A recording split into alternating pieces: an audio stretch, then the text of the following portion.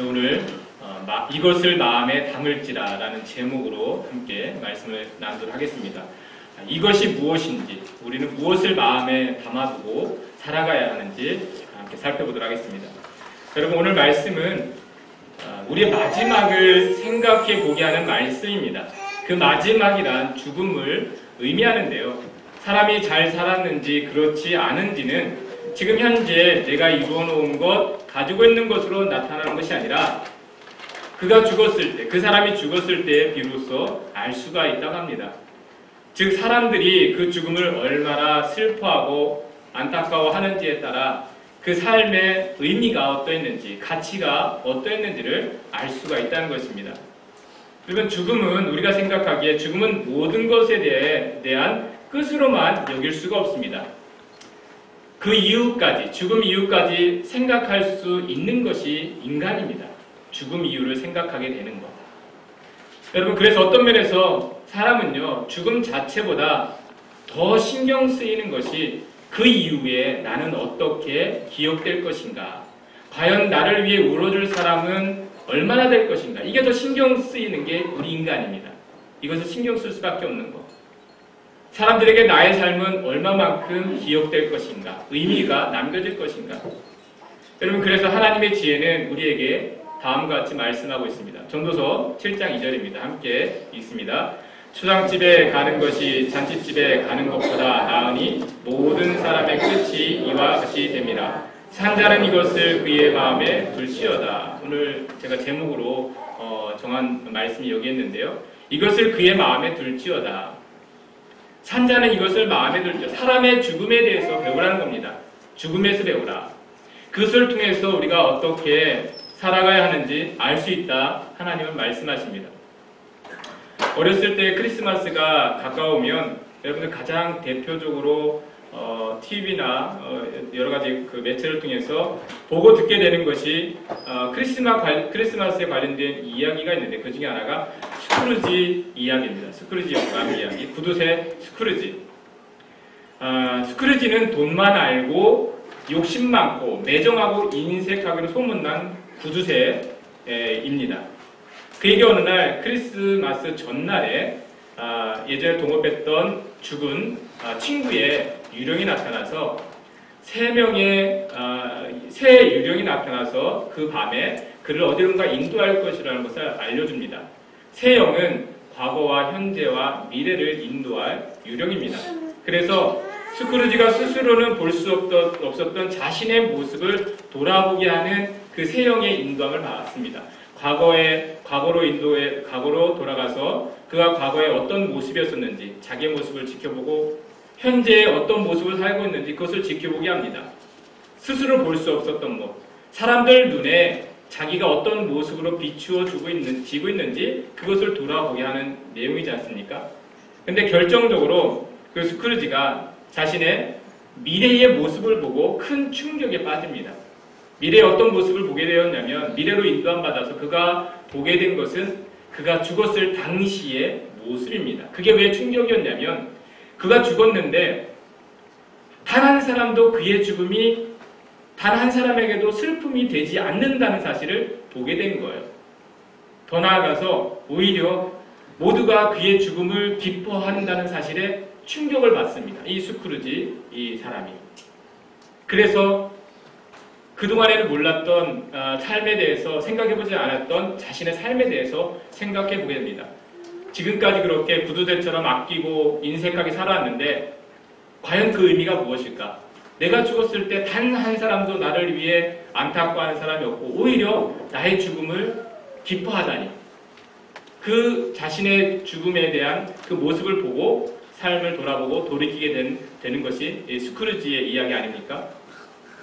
여러분, 스크루지와 같이 자신의 죽음에 대한 사람들의 반응, 세상의 반응을 미리 볼 수 있었다면 어땠을까를 생각하게 하는 사람이 오늘 본문에서 나오는 여로함입니다. 20절 말씀 한번 같이 볼까요? 함께 있습니다. 시작. 여호람이 32세에 즉위하고 예루살렘에서 8년 동안 다스리다가 아끼는 자 없이 세상을 떠났으며, 마치 스크루지가 이 유령을 통해서 자신의 미래를 본 그 모습과 똑같지 않습니까? 아끼는 자 없이 죽게 된 모습. 나라의 왕이 죽었는데 그의 죽음을 안타까워하는 이 하나 없었다는 것입니다. 슬퍼하는 사람이 없어요. 백성들도 그의 죽음을 애도하지 않았고 분향하지 않았습니다. 살아있을 동안에는 절대 권력을 가진 왕이었고 많은 사람이 그의 주변에 서 있었습니다. 나라의 모든 일들과 사람들을 말 한마디로 움직일 수가 있는 사람이었습니다. 그런데 실제로는 사람의 마음 하나 움직일 수 없는 불쌍한 사람이었습니다. 사람의 동정 하나 얻지 못하고 그 마음 하나 얻지 못한 비참한 인생이었던 것입니다. 만일 여호람 왕이 꿈을 통해서라도 스크루지의 이야기처럼 꿈을 통해서라도 자신의 이러한 죽음의 결과, 즉 사람들의 반응을 볼 수 있었다면 과연 그는 바뀔 수 있었을까요? 여러분, 우리도 만일 우리의 이 죽음의 모습, 미리 우리의 죽게 된 그 모습, 그 상황을 보게 된다면 우리의 삶은 달라질 수가 있을까요? 사람들은 과연 그 결과를 모르기 때문에 부정하거나 인색하거나 자기의 욕심대로 살아가고 있는 것일까요? 여러분, 결코 그렇지 않다는 것입니다. 우리는 이미 삶의 결과가 어떠하게 될지 밝히 아는 자들입니다. 우리가 몰라서 그렇게 되어질 것을 모르기 때문에 그렇게 살아가는 것은 아니라고 우리가 말씀하십니다. 여러분, 하나님은 우리에게 늘 말씀하세요. 하나님이 아끼시는 삶과 하나님이 아끼지 않는 삶의 결과가 무엇인지 우리에게 분명하게 말씀해주고 있습니다. 우리는 그 말씀을 다만 마음에 담아두지 않고 살아갈 뿐인 것 같습니다. 여호람 왕이 그 결말을 모르지 않았어요. 자신의 이와 같은 결말을 하나님께서 그에게 미리 경고하신 말씀이 있습니다. 14절 15절 말씀 같이 읽습니다. 시작. 여호와가 네 백성과 내 자녀들과 내 아내들과 네 모든 재물을 큰 재앙으로 치리시리라. 또 너는 창자의 중병이 들고 그 병이 날로 중하여 창자가 빠져나오리라 하셨다 하였더라. 여러분, 하나님께서 이와 같이 분명하게 미리 말씀하셨어요. 여호람 왕이 지금 이러한 심판의 길로 가고 있다고 경고하셨습니다. 그의 결말이 선명하게 지금 보고 있어요. 하나님이 보여주시고 있습니다. 말씀을 통해서. 그가 권력에 눈이 멀어서 그의 형제들을 다 죽이고 있었을 때, 자신의 욕망을 채우기 위해서 하나님을 버리고 우상을 만들어 숭배하고 있었을 때에, 그리고 자기 자신만 그런 죄에 빠진 것이 아니라 백성들도 그러한 죄에 미혹되게 하고 있었을 때 하나님은 경고하셨어요. 그의 결말을, 그에게 이와 같은 심판이 이르게 될 것을 선명하게 보여주셨어요. 그런데 여호람은 다만 그것을 마음에 두지 않았을 뿐입니다. 그가 모르지 않았다라는 것입니다. 여러분, 그래서 그가 그렇게 얻고자 했던 부귀영화는 8년을 지나지 못했고 40세의 나이에 아끼는 자 없이 비참한 죽음을 맞이하게 된 것이 오늘 말씀의 여로함입니다. 그는 자신의 지위와 욕망을 마음껏 누리고자 했지만 하나님은 결코 그의 삶을 아끼지 않으셨습니다. 그가 하나님의 말씀을 아끼지 않았기 때문에 그렇습니다. 여러분, 하나님의 말씀보다 더 분명하게 이와 같은 우리 삶의 결과에 대해서 알게 하는 것이 없습니다. 하나님의 말씀과 같이. 여러분, 우리가 몰랐다 부인할 수 없을 정도로 하나님 우리에게 분명하게 말씀하십니다. 여러분, 우리가 이후에 정말 구원과 심판이 있는 줄 몰랐다고, 천국과 지옥이 있는 줄 몰랐다고, 꼭 예수 그리스도를 믿어야 하는지를 몰랐다고 우리는 부인할 수가 없습니다. 하나님 말씀은 계속해서 우리에게 끊임없이 그에 대해서 보여주고 증거해주고 있기 때문에 그렇습니다. 하나님 몰랐어요. 우리는 부인할 수가 없어요. 우리는 이미 결과를 알고 있습니다. 우리의 끝이 어떠하게 될지. 우리는 다만 그 말씀을 내 안에 담아놓고 있느냐, 아니면 내가 그 말씀을 끊임없이 거부하고 무시하고 있느냐, 그 차이만 있을 뿐입니다. 여러분, 누가복음 16장에 유명한 거지 나사로와 부자 이야기가 나옵니다. 이렇게 이해하시면 됩니다. 거지 나사로는 이 땅에 소망이 없어 하나님께 소망을 둔 사람을 의미합니다.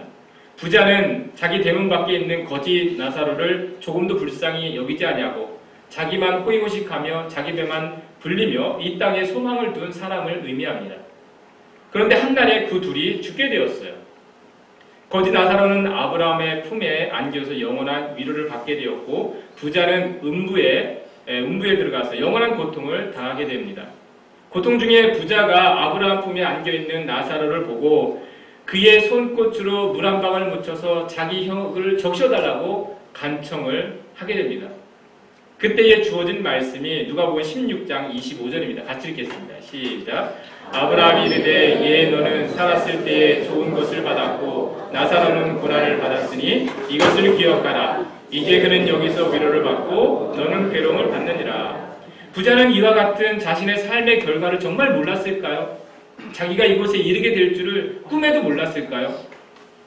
부자가 다시 하는 간청이 자기에게 5 형제가 아직 남아있는데 나사로를 보내어 그들에게 증거하여 그들만큼 내 형제만큼은 이곳에 오지 않게 해달라고 그러한 간청을 하게 됩니다. 그러자 아브라함이 또 말씀합니다. 29절입니다. 함께 있습니다. 시작. 아브라함이 이르되 그들에게 모세와 선지자들이 있으니 그들에게 들을지니라. 모세와 선지자가 있다는 건 뭐냐면 모세의 말씀이 있고 선지자들의 말씀이 이미 증거되고 있다는 겁니다. 그들에게는 말씀이 있다는 거예요. 말씀을 들어야 한다는 겁니다. 부자도 수없이 그러한 일에 대해서 들었다는 것입니다. 살아있는 동안에 모세의 말씀, 선지자의 말씀을 부자도 들었어요. 다만 그는 마음에 담아두지 않았을 뿐입니다. 그럼에도 부자가 다음과 같은 이유를 대며 말을 합니다. 30절 말씀 함께 했습니다. 시작. 이르되 그렇지 아니하니이다. 아버지 아브라함이여 만일 죽은 자에게서 그들에게 가는 자가 있으면 회개하리라. 여러분 만일 그들이 죽은 자가 다시 살아나서 천국과 그 지옥을 증거하면 믿을까요? 이 부자도 자기에게 예전에 죽었던 자가 다시 돌아와서 증거해 주었다면 그가 믿었을까요? 이 결과들을 아브라함이 다시 대답합니다. 31절 같이 있습니다. 시작. 이르되 모세와 선지자들에게 듣지 아니하면 비록 죽은 자 가운데서 살아난 자가 있을지라도 권함을 받지 아니하리라 하셨다 하니라. 여러분 이겁니다. 말씀을 믿지 못하면 말씀을 듣지 아니하면 말씀을 담아두지 아니하면 아무리 죽은 자가 살아와서 증거해 주어도 천사가 증거해 주어도 믿을 수 없다는 것입니다. 우리가요 몰라서 그대로 가는 게 아니에요. 그 말씀을 믿지 않아서 그 말씀을 내 안에 담아두지 않아서 결과가 뻔하는데도 불구하고 그렇게 가는 것입니다. 여러분 우리는 모르지 않습니다. 우리 삶의 결과를 우리가 모른다, 몰랐다 부인할 수가 없습니다. 우리는 어떻게 신앙생활을 해야 하는지, 무엇을 얻고자 해야 되는지, 어떻게 마지막을 준비해 가는지 우리는 모르지 않습니다. 우리는 하나님은 그렇게 되리라, 우리의 끝은 이렇게 되어지리라 하나님은 끊임없이 말씀해주고 있습니다. 여러분 우리는 다만 그 말씀을 담아두느냐, 내가 하나님 앞에 서게 될 때를 생각하고 살아가느냐, 그냥 들었지만 무시하고 살아가느냐, 그 차이만 있게 되는 것입니다. 여러분 우리는 하나님 앞에서 부인할 수가 없어요. 이렇게 되어질 줄 몰랐다고, 정말 이게 이렇게 실제적으로 말씀과 같이 되어질 줄을 몰랐다고 우리는 핑계댈 수가 없습니다. 여러분 오늘 우리가 하나님께 속하여 살아가고 있는 것은 다른 이유가 아닙니다. 하나님 앞에 찾아나온 이유, 무엇을 얻기 위해서 우리가 이곳에 나와 있습니까? 그것은 우리가 우리의 마지막을 생각하기 때문에 하나님 앞에 서 있는 거예요. 이 땅의 삶이 아니라 하나님 앞에 서게 될 때를 준비하기 위해서 오늘 우리는 이 자리에 나와 있는 거예요. 그래서 지금 믿음의 수고를 우리가 감당하고 하나님의 부르심에 응답하며 헌신하며 살아가는 거예요. 왜요? 이 땅에서 무언가를 내가 그것을 하는 대가를 얻기 위해서가 아니라 내가 하나님 앞에 서게 될 때가 있기 때문에 그때를 준비하기 위해서 하나님 앞에 이와 같이 나와 있는 것입니다. 바울의 고백을 해요. 바울은요, 매일과 같이 바울이 끊임없이 수고하며 매를 맞으며 하나님을 감당해 가는 삶을 살아갔으니까 그가 자신의 마지막을 주목하고 있었기 때문에 그렇습니다. 늘 하나님 앞에 서게 될 때를 주목하고 있었기 때문에 바울이 이런 고백을 합니다. 디모데후서 4장 6절에서 8절 말씀 같이 보겠습니다. 시작. 전제와 같이 내가 벌써 부어지고 나의 떠날 시각이 가까웠도다. 나는 선한 싸움을 싸우고 나의 달려갈 길을 마치고 믿음을 지켰으니 이제후로는 나를 위하여 의의 면류관이 예비되었으므로 내가 하나님 앞에 서게 될 때가 가까웠다는 것을 늘 알고 살았어요. 하나님 앞에 서게 될 때 그래서 자기가 지금 어디로 달려가고 있는지 알고 있는 거예요. 모든 인생이 지금 어디로 달려가는지 알지도 못한 채 그 심판의 길로 달려가고 있을 때 사도 바울은 자기의 끝을 아는 자, 하나님 앞에 서게 될 때를 보고 있는 자, 그래서 싸워야 될 싸움이 무엇이 아는 자, 믿음의 선한 싸움을 싸워가는 것을 아는 자, 그런 삶을 살아갔던 사람이었습니다. 여러분, 바울도요, 세상에서는 인정받고 성공할 수 있는 기회와 최고의 조건이 있는 사람이었어요. 최고의 학문을 했고 최고의 학벌을 가지고 좋은 가문에서 자라고 얼마든지 이 땅에서 성공할 수 있는 사람이었습니다. 그런데 부활의 주님을 만나보니까 정말 죽음과 부활이 있구나. 사람이 죽으면 끝이 아니구나. 그런 것을 알게 된 거예요. 부활하신 예수님을 만난 이후에 그가 세상을 향해 달려가고 있었을 때에 부활하신 주님을 만났어요. 그냥 죽은 줄만 알았던 예수 그리스도를 만났어요. 사람에게는 끝이 있구나. 죽음이 끝이 아니구나. 하나님 앞에 서게 되고 그 위에 부활이 있구나 라는 것을 보게 된 것이 바울이었어요. 그래서 그 이후 예수님을 만난 그 이후로 그 마음속에는 하나님 앞에 서게 될 때 자기의 마지막 때를 생각하며 이 땅의 삶을 살아갈 수가 있었던 것입니다. 여러분, 이러한 말씀들, 이러한 증거들 우리는 계속해서 받고 있습니다. 여러분, 이러한 말씀들 속에서 우리는 어떠한 삶을 생각하며 우리는 살아가고 있습니까? 우리가 진정 이 땅에서 추구하는 것이 무엇이며 내가 얻고자 하는 것이 무엇이고 내가 아끼는 게 무엇입니까? 내가 아끼는 것이 혹시 하나님도 아끼는 그러한 것이 되어지고 있습니까? 나는 정말 소중하게 여기는데 정말 하나님도 내가 소중하게 여기는 것을 소중하게 여길 것이라 여러분 생각하고 있습니까? 여러분, 하나님과 우리의 관계는 의외로 단순합니다. 하나님 말씀하셨어요. 나를 존중하는 자를 내가 존중하며 나를 사랑하는 자가 나의 사랑을 이루며 나를 간절히 찾는 자를 내가 만날 것이라. 여러분, 하나님은 우리에게 늘 말씀하세요. 이 말씀 무슨 의미입니까? 우리가 하나님 안에서 귀하게 여기는 것을 하나님도 우리에게 귀하게 여기시겠다 말씀하시는 것. 우리가 하나님의 것을 귀하게 여기지 아니하면 하나님이 우리에게 대해서도 귀하게 여길 것이 없다라고 말씀하는 것입니다. 여러분, 우리는 지금 하나님 앞에 서게 될 때를 생각할 때입니다. 하나님의 앞에 서게 될 것을 생각하셔야 됩니다. 이것은 우리 인생의 연수가 벌써 그렇게 되어져서 그런 것이 아니라 여러분, 처음부터 예수님의 부르심은 우리가 그 부르심 앞에 나아가는 것은 예수님의 십자가입니다. 십자가. 여러분, 십자가는요, 우리의 죽음을 의미해요. 우리가 예수님 앞에 나아갔다는 것, 예수님의 십자가를 붙들었다는 것은 나의 죽음을 인정하는 것. 그래서 이 의미는 예수님 믿은 순간 우리의 고백은 뭐냐? 예수님, 나는 죽었습니다. 나는 십자가에서 죽어졌습니다. 죽음을 고백하는 게 우리의 신앙이에요.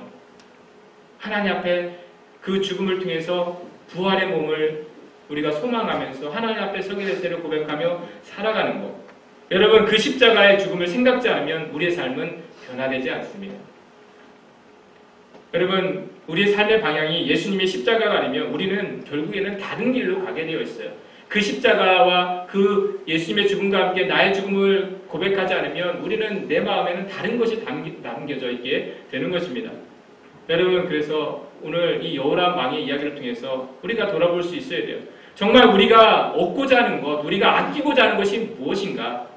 나는 정말 정작 아꼈는데 하나님이 전혀 아끼지 않는 그러한 삶을 내가 붙들고 있는 것은 아닌가? 돌아볼 필요가 있습니다. 더 나아가 하나님 앞에 서게 됐을 때에 여호람 왕처럼 정말 아끼는 자 하나 없이 하나님도 아끼지 않는 그러한 삶의 결과에 우리는 이를 것인가? 아니면 하나님이 아끼시는 삶이 될 것인가? 여러분, 우리는 돌아볼 수 있어야 됩니다. 그러기 위해서는 우리가 늘 마음에 담아두셔야 돼요. 내가 하나님 앞에 서게 될 때가 있다는 것. 하나님 앞에 서기 전에 내가 해야 될 일이 있다는 것. 하나님 부르심에 내가 응답해야 될 것들이 있다는 것. 여러분, 그것이 우리를 하나님께서 오늘 부르셔서 말씀을 증거해 주시고 우리를 이곳에 있게 하신 이유입니다. 여러분, 저와 여러분들 가운데 다른 것이 담겨져 있지 않기를 원합니다. 정말 하나님이 증거하시는 말씀이 담겨져서 그 말씀이 이끌으시는 대로 살아감으로 이후에 그 무엇이 아닌 하나님이 정말 아끼시는 귀하게 여기시는 삶이 되시기를 주님의 이름으로 축원합니다. 기도하겠습니다.